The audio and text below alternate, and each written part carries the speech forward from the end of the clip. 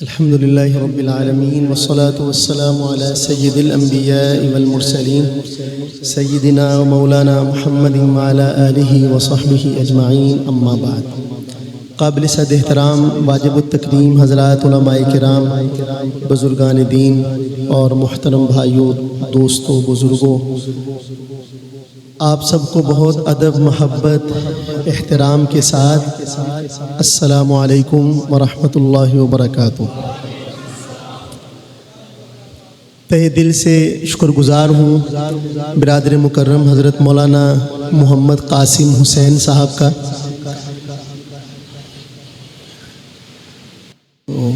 اسی طرح حضرت مولانا مفتی کاشف ندیم صاحب کا، مولانا طلحہ بٹ صاحب کا، دیگر تمام ساتھیوں کا محبت کے ساتھ دعوت دی اور آپ حضرات کی زیارت کا شرف اللہ پاک نے عطا فرمایا.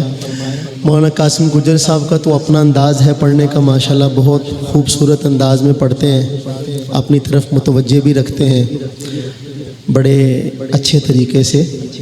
تو ہمیں تو ایسی کوئی کام کرنا نہیں آتا، بس سادہ سی درخواست ہے کہ ذرا توجہ کے ساتھ، محبت کے ساتھ ملاحظہ کیجیے گا. میں زیادہ وقت انشاءاللہ تعالیٰ نہیں لینا، کیونکہ مجھے محسوس ہو رہا ہے کہ پروگرام کے لیے جو وقت مختص تھا بات اس سے آگے بڑھ چکی ہے. انشاءاللہ درود شریف پڑھ لیجیے ایک بار.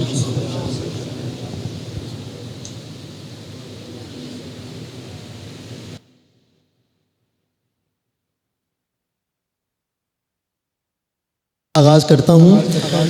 بلاوے کے لیے ہم منتظر سب یار بیٹھے ہیں.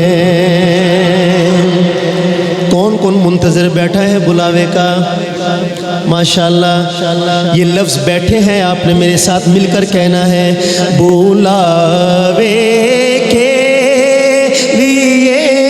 ہم منتظر سب یار بیٹھے ہیں. بلاوے کے لیے ہم منتظر سب یار بیٹھے ہیں.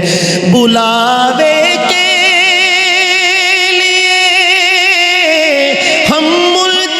سب یار بیٹھے ہیں. یہ سارے امتی آقا، یہ سارے امتی آقا تیرے حبدار بیٹھے ہیں. یہ سارے امتی آقا تیرے حبدار بیٹھے ہیں. سبحان اللہ. وہ چہرہ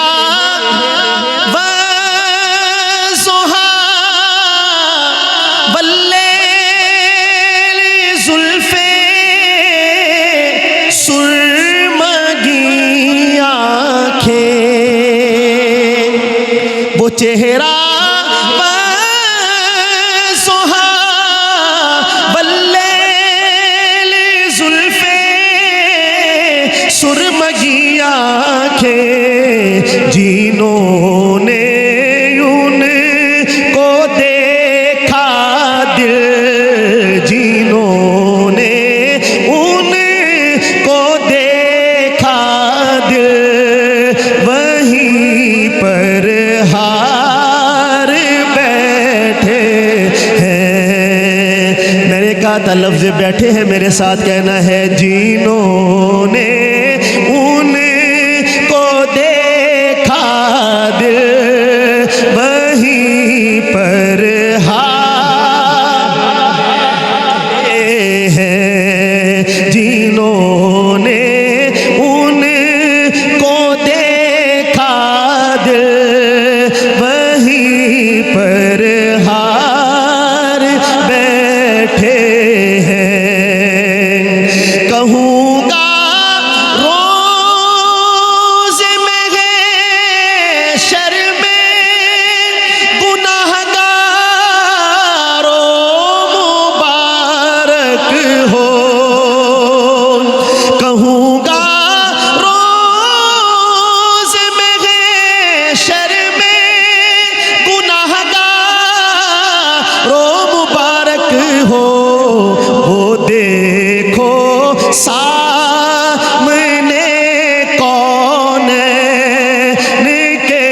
سردار بیٹھے ہیں، وہ دیکھو سامنے کونین کے سردار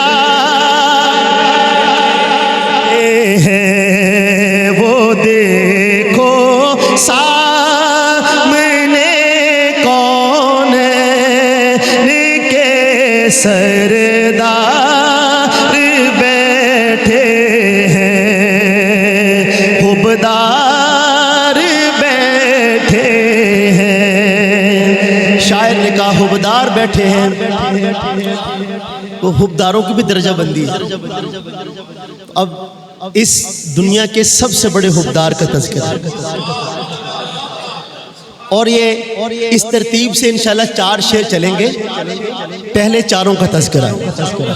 تو پہلا تذکرہ جس شخصیت کا ہے آپ سب جانتے ہیں، میں صرف اتنا عرض کرنا چاہوں گا کہ حضرت نے یہ فرمایا، خود فرماتے خود کہ جب سرکار کو میں غار میں لے کے گیا تو میں نے آپ کے لیے غار کی صفائی کی، آپ کو اندر بٹھایا، خود باہر نکلا، اور میں نے ایک چرواہے سے جا کے دودھ لیا، پھر اس دودھ کے اندر پانی ڈالا اور لا کے سرکار کی خدمت میں پیش کیا۔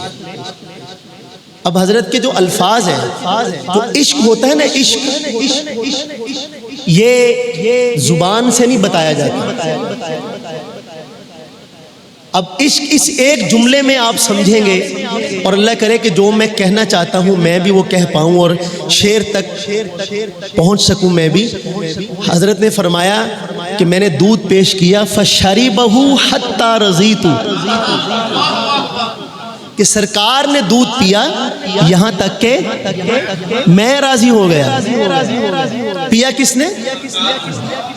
اور حضرت فرما رہے ہیں کہ اتنا پیا کہ میں راضی ہوں۔ اب اس جملے کی لطافت کیا ہے یہ اہل درد ہی جانتے ہیں، لیکن میرا شعر جو ہے نا وہ اسی سے متعلقہ ہے، ذرا تھوڑا سا، یعنی غار کے کہتا ہے شاعر، وہ غار سور کے بے حد حسی منظر کے کیا کہنے، وہ غار سور کے بے حد حسی منظر کے کیا کہنے، نبی سوئے ہیں اور صدیق پہرے دار ہیں، ذرا سارے مل کے کہہ لیں، نبی سوئے ہیں اور صدیق پہرے دار بیٹھے ہیں، سبحان اللہ۔ اور رسول نبی کو قتل کرنے کے ارادے سے جو آئے تھے، نبی کو قتل کرنے کے ارادے سے جو آئے تھے، وہی فاروق